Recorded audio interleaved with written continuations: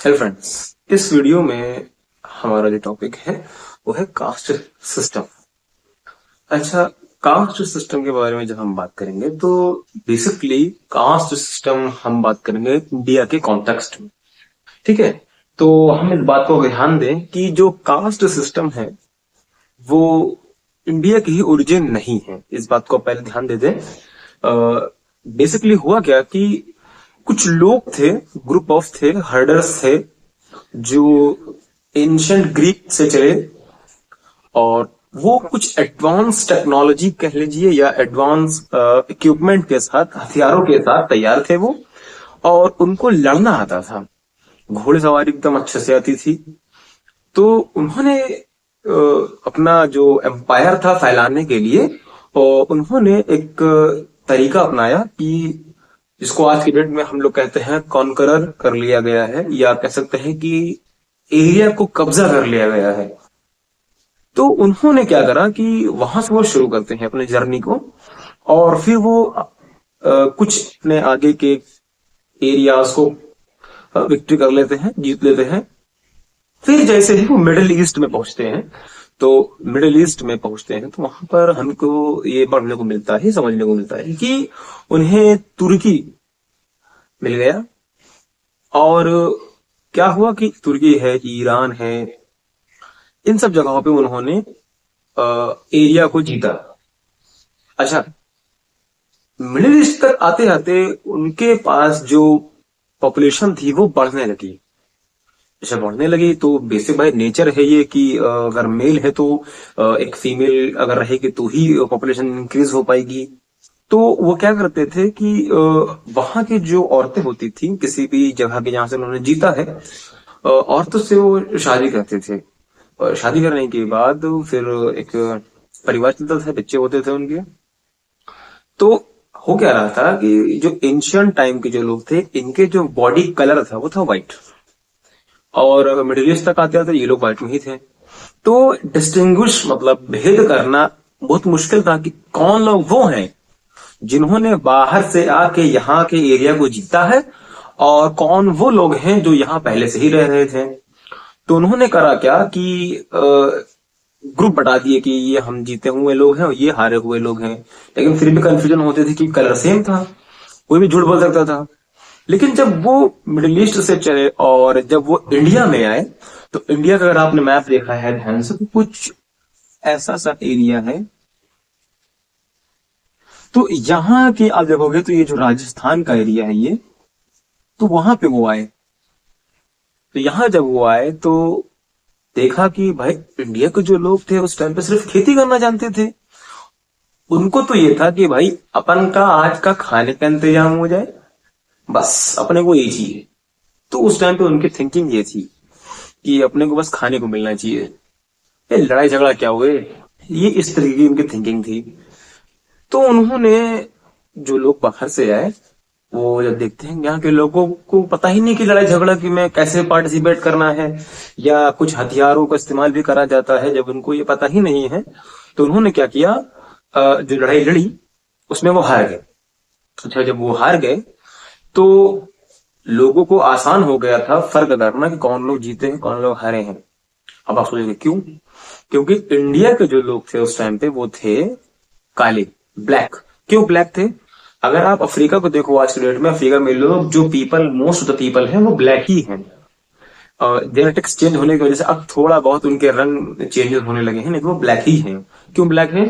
क्योंकि अगर आप देखोगे अर्थ के जो लाइंस हैं, जैसे कि 3 लाइन है, Tropic of Cancer, Tropic of Capricorn और इक्वेटर। दैट इज इक्वेटर, अगर आप देखोगे तो वो कुछ यहां से जा रहा है। तो हमें पता है कि इक्वेटर के ऊपर जो सनलाइट होती है वो एकदम सीधी पड़ती है। सीधी पड़ने की वजह से वहां का जो टेम्परेचर होता है वो हमेशा ज्यादा रहता है। इस वजह से यहाँ के जो लोग थे वो लोग काले कलर के होते हैं।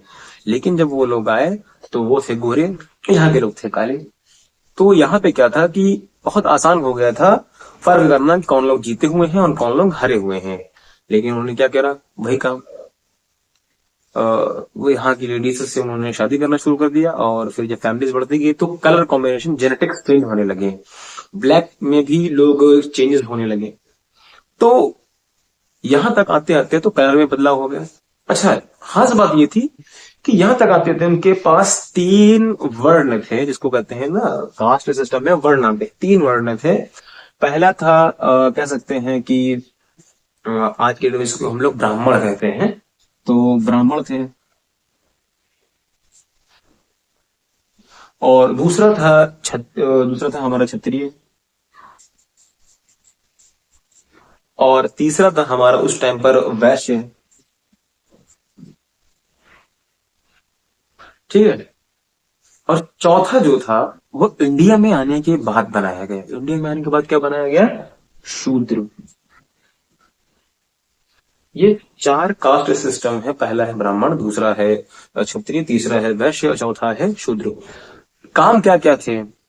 ब्राह्मण का काम था लोगों को एजुकेट करना, गाइड करना कि लड़ाई कैसे जीती जाएगी, हम लोगों को क्या पढ़ना चाहिए, रिलीजियस बुक्स के बारे में, रिलीजियस टेक्स्ट बुक्स के बारे में ब्राह्मण बताते थे। क्षत्रिय का काम था लड़ाई लड़ना। जितनी भी लड़ाइयां हुई हैं वो ज्यादातर क्षत्रियों ने ही लड़ी हैं। उसके बाद वैश्य में आते थे। वैश्य का काम था बकरी चराने वगैरह का, कि ये लोग बकरी चराने का काम करेंगे या जानवरों को चराने का काम करेंगे, इस टाइम पे था। लेकिन लास्ट में जो इंडिया में जब आए तो उन्होंने स्लेवरी बहुत ज्यादा थी, तो शूद्र जो था, शूद्र को लोग कहने लगे कि हमारे जो गंदगी होगी उसको साफ कौन करेगा? वो करेगा, शूद्र करेगा। इसलिए शूद्र को ही अछूत भी लोग कहते हैं। तो ब्राह्मण है, क्षत्रिय है, वैश्य है और शूद्र है, ये 4 कास्ट वर्ण है कास्ट सिस्टम में। तो ब्राह्मण का मैंने अभी बताया कि एजुकेशनिस्ट थे ये लोग, और क्षत्रिय थे जो सोल्जर्स थे, और वैश्य थे जो हमारे हर्डर्स थे, या फिर कहते थे ना कि चराने में काम करते थे, और शूद्र थे जो सारे वेस्ट को मैनेज करते थे। अच्छा, शूद्र से आने से पहले पहले या कह लगते हैं कि शूद्र के आने के बाद भी ये था कि कोई भी पर्सन जो ब्राह्मण में पैदा हुआ है वो क्षत्रिय में जा सकता था, क्षत्रिय में जो पैदा हुआ है वो शूद्र में जा सकता था, शूद्र में जो होता था वो वैश्य में या कह सकते हैं कि ब्राह्मण में जा सकता था। लेकिन कहीं कहीं ये था कि वैश्य तक ही था, शायद शूद्र में थोड़ा सा ध्यान देना पड़ेगा इसमें आप लोगों को, कि शूद्र में नहीं थे वो लोग। जो ब्राह्मण थे वो क्षत्रिय बन सकते थे, वैश्य बन सकते थे, वैश्य थे क्षत्रिय वो ब्राह्मण बन सकते थे। लेकिन कुछ टाइम्स जब शूद्र के बारे में जब लोगों ने समझ लिया कि हाँ ये लोग अछूत होते हैं, अनटचेबिलिटी है इन लोगों के बीच में, तो क्या होने लगा कि अब कोई भी अपना वर्ण चेंज नहीं कर सकता।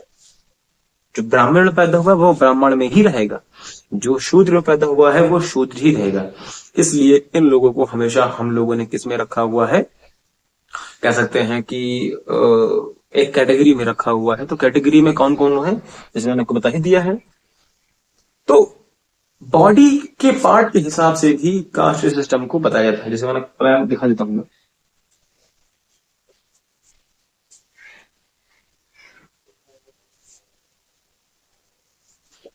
तो ये जो चेहरा है, ये सर है, ये ब्राह्मण है। ये जो इतना हिस्सा है ये क्षत्रिय है, और ये जो हिस्सा है ये हमारा वैश्य है, और ये जो पैर है वो हमारा शूद्र है। ये इतने तरीके से थे। ठीक है। तो आई होप आपको ये वीडियो अच्छी लगी हो, और अगर आपको कोई क्वेरीज हैं तो आप उन्हें कमेंट में पूछ सकते हैं। और ये जो मैंने अभी बताई हैं ये सारी बातें, ये सब बहुत सारे कॉम्पिटेटिव एग्जाम्स में पूछी जाती हैं, और इसका मैं डिटेल में आपको और भी चीजें बता सकता हूँ। और अगर आपको ये सारी चीजें जो मैं बता रहा हूँ अच्छी लग रही है तो आप मेरे चैनल को सब्सक्राइब कर सकते हैं और बेल आइकन को जरूर दबाएं, ताकि मेरी कोई भी वीडियो आए तो सबसे पहले आपको नोटिफिकेशन मिल सके। Okay, thank you.